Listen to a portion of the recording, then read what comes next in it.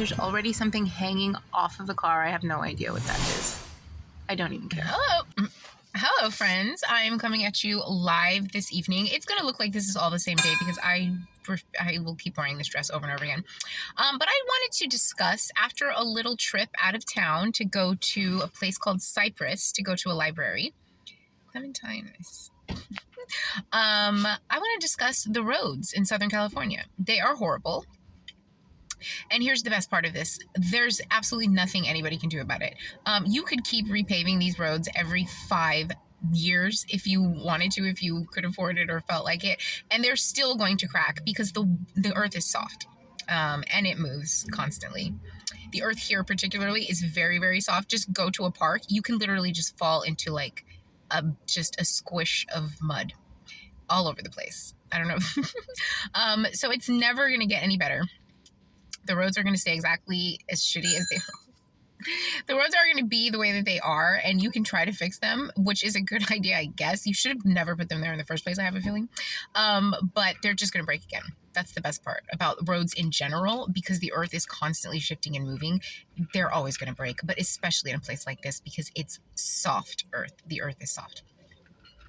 All right, so thanks. That's all I have to say.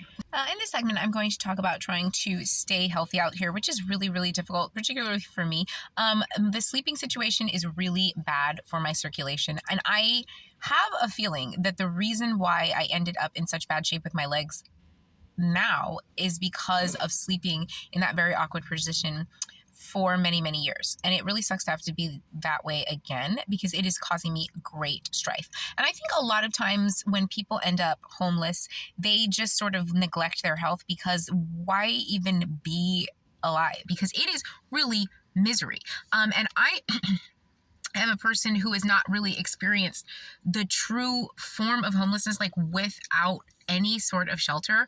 I cannot imagine that being a life worth living. My life right now is not a life worth living. But I felt the same way of just sitting in the house being bored every day as well. Please take that into consideration. Take everything I say with a grain of salt. I have had probably the same statement from every station in life. But no, I mean it seriously. That, why not just do some drugs or eat whatever you want or not? I mean, who's going to get ready and go exercise or do something like that? Because what do you have? People who are doing stuff like that are doing it because they have something to live for. What are you doing that for? Except for yourself. But a lot of these people who end up in these situations do not have a love of self because they don't know anything of love at all. At all. And that is very sad. And to imagine that there are people actually like that on the same timeline as you. But there are a lot of different types of people. Because we are all here doing something. I don't know if it's the same thing for the same reasons or whatever it is, but we are all here doing something. And it seems like a suffering. Even so, I don't know about that. Even though it should have changed at some point, or maybe it will soon. I wanted to talk about another very difficult part of when Clementine and I lived in the car. The worst times were the weekends. This is a Sunday, and it's reminding me of that because, especially in the summer, because the days are long, and on the weekends, the libraries close early, and most libraries are closed on Sunday altogether. And the ones that are open have a lot of events going, and so there's always a huge crowd in the parking lot, in the libraries, and then the library that we were in Huntington Beach was also attached to a sports complex and a park.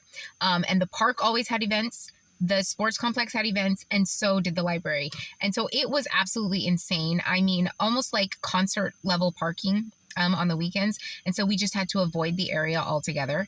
And we did not have air.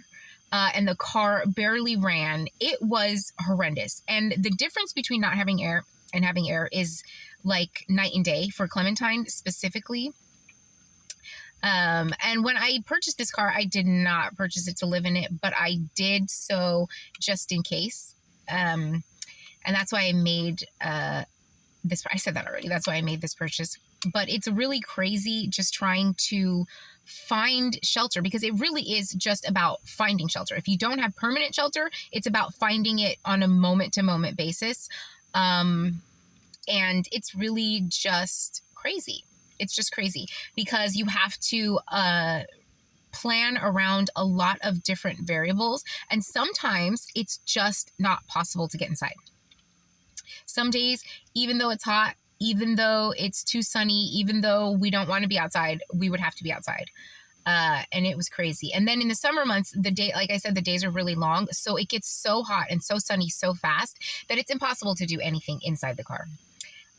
Which is very crazy as well. And then when you're in the city, a city dwelling person living in a car, it's even worse because you're just like, I feel like in the way of just activity. It's strange. And that's very strange as well. But I thought I would mention that. Another thing I noticed is I really do love to go off out loud in public. Like when I'm ranting, I want to be in the middle of the crowd. And the thing that makes me like legitimate is that I'm yelling into this camera, like a vlogger or a blogger or something, and not at the sky like a crazy person. It's so hysterically funny because I didn't want to pull out the camera and say all these things before. And I definitely didn't want to stand outside and yell about the sky because it would have been crazy. But now I'm over here like, and I can just go off. And this, just me holding this, that's the difference between me seeming insane and me seeming like I'm a content creator when I hold this camera up. If I was screaming the same thing just in general at that plant over there, that one, people would think I was nuts. But people see me now and they're like, oh, I bet your sheep posts on YouTube. Isn't that funny? I love that. They're right. Oh, I also have to make this disclaimer. There are times when I am going to just describe what someone has done. I could, like right now, there is this guy, like very Walking Dead zombie-like, that's pacing back and forth in front of the car. I don't want to show him because, like, it's a real person. Like the lady who poured her pee, I knew she was going to pour her pee. I could just tell by her vibes. And I wish I could have done that whole commentary where I was like, hey, this lady's about to pour something. She's about to do something, and she did, but I cannot, and I wish I could, but I won't. But please know that I am describing actual human beings doing actual things. Like this dude, I don't know, he's on some this is Southern California. The sun fries your brain. And then other people do other stuff as well. But I'm telling you, 1 solid year in Southern California will fry your brain. If you go, okay, 1 solid year you get out. If you go past 1 year and try to experience that second year without the seasons, you will flip it. Your switch will flip and you will turn into one of these people. Trust me. Trust me, I've been there. I am here.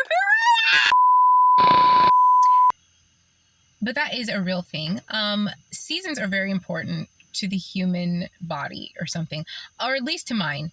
And it is just so strange for the temperature to stay the same all the time. And it's really weird how like February, it could be 76 degrees, but it's kind of chilly. And then in August, it's 76 degrees and it's very, very warm. That's bizarre. And it, like, what is this place? It's so interesting. But after a while, and then like by year 2, by year 3, oh my gosh, you just turn into a freaking zombie. The whole freaking third eye has been blown out by rock up in your ish. Don't even get me started. Okay.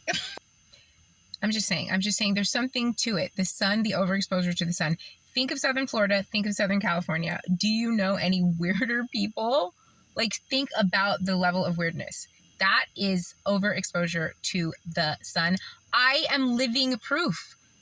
I'm living proof. The sun will fry your oblongata. I'm just going to start naming brain parts. Wherever you are, it will do it. It's crazy. And it does it in a way that's like very subtle, I guess. Most people don't realize it. You know why? Because it's gradual. They're like a frog in a pot of lukewarm water. And I've experienced this because I stayed here for way, way, way too long. And then when you leave, you can get it back. Somehow, like it all comes back. But it does go. It is strange. It's strange because the sun here is different. The weather, it's it's all coming back to the weather. It's all roads lead back to the weather. That's the key. Well, I'm bored just sitting here, so I could go on all night, but I do not have the battery to do so. So that sucks. I wish I did. It would be fun if I had a lot of people watching and I could go live and they could ask me questions. Oh, this brings me to what would I like my level of fame to be? So famous that people will draw fan art or make fan art of Clementine and then send it to me. Like, do you know how people are famous and so people love their animal and then they'll make pictures of their animal and send them to the person? I would save every single one of them and frame every single one of. I would love to see the different people's renditions of Clementine. Like, imagine different types of artists. Like, even just if it was a little kid, because I had one of my favorite things ever. I might still have it actually. Is a picture. My grandmother and I both drew portraits of Clementine, and they were so cute. And we drew. I drew one on one side and the other on the other side so that we could keep them together. And I think I might still have that. But that's my favorite thing. So if if a computer person draws Clementine, if a person who 3D prints would want to do a 3D print of Clementine, if a person who draws with crayons wanted to do Clementine, do you know what I mean? I want like little pins that look like Clementine. You know those ones where it's like a bunch of little pins and then you stand back and it's a picture? I want that. I want hyper realistic. I want graffiti Clementine. I want tattoo Clementine.